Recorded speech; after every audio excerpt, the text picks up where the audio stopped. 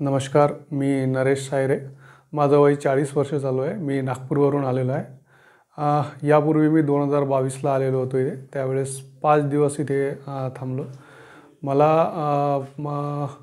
मूळ म्हणजे मला सिकल सेल डिसीज आहे. आमच्या पूर्व विदर्भातील लोकांमध्ये हा ब्लड ॲनिमिया असतो आणि त्यानंतर मला अँकिलोजिंग स्पॉन्डिलोसिस आणि नेक्रोसिसचा प्रॉब्लेम आहे. माझी मान पूर्वी जेव्हा आलो तेव्हा वळायची नाही, फक्त एवढी आणि एवढीच वळायची.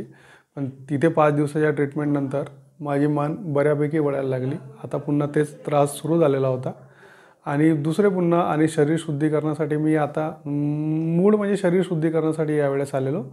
मागच्या वेळेस मला बऱ्यापैकी फायदा झाला आणि शिवांबू घेणं हे खरंच चांगलं आहे. सरांनी ज्या प्रकारे या सेंटरला आश्रमात मार्गदर्शन केलेलं आहे शिवांबूबद्दल, ते खरंच वाखाणण्याजोगं आहे. या अगोदर आम्हाला कधी शिवांबूबद्दल माहिती नव्हती.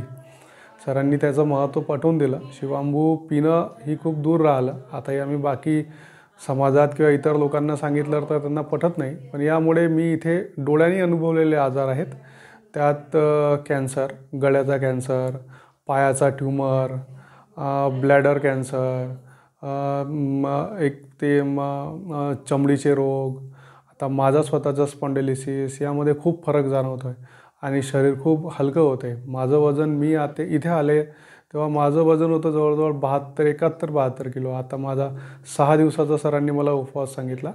6 दिवसाच्या उपवासात माझं वजन जवळजवळ 6 किलो कमी झालं. आता माझा 64 किलो वजन आहे आणि उपवासाला घाबरण्याची गरज नाही. मी घरी खरं सांगतो, घरी कधी 1 दिवसाचासुद्धा उपवास करत नव्हतो आणि करत नाही.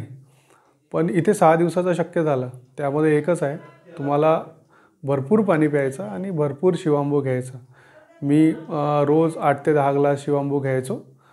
आपल्या आरोग्यासाठी, आपल्या व्याधी पूर्णपणे बऱ्या होण्यासाठी 6 ते 10 ग्लास शिवांबू रोज घ्यायला पाहिजे. सर तर सांगतात की 8 ते 10 ग्लास घ्या. पण मला असं वाटते 7 ते 10 ग्लास जरी घेतलं तरी तुम्हाला बऱ्यापैकी फायदा होतो आणि उपवास हा फार महत्त्वाचा आहे.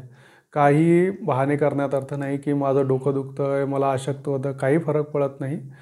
तुम्हाला सुरुवातीचे कदाचित जेवणाचा खूप हॅबिट असेल तर सुरुवातीचे 1-2 दिवस त्रास होईल, पण त्यानंतर एवढा त्रास होत नाही. 2-3 दिवसानंतर तुम्हाला वाटतं की ठीक आहे, it's okay, we can handle it. अशा प्रकारे माझा प्रवास झाला. 7व्या दिवशी मला जरा 6व्या दिवशी मी बऱ्यापैकी पळत होतो. 7व्या दिवशी जरा विकनेस वाटलं मॉर्निंगला. सरांनी तसंही मला सांगितलं होतं की 7व्या दिवशी तू उपवास सोड. त्यानंतर नॉर्मल डाएटवर आहे. डाएटमध्ये काही नसतं. एक नाचणीचं वगैरे सूप आणि कधी सलाद एवढंच. सायंकाळी 6ला सूप कण्याचं आणि 1 फ्रूट्स एवढ्यावर पूर्ण दिवसभर राहू शकतो. त्यानंतर आम्ही 4 ते 5 ग्लास शिवांबू घ्यायचो. अशा प्रकारे आमचा प्रवास झाला. बऱ्यापैकी मला सुधारणा वाटते. मी पुन्हा सरांनी मला 3 महिन्यांनी सांगितलं आहे 5 दिवसाचा करायला. बघू, सुट्या वगैरे मिळाल्या तर येऊ, नाहीतर मग 7-8 महिन्यात, 10 महिन्यात नक्की येऊ. धन्यवाद.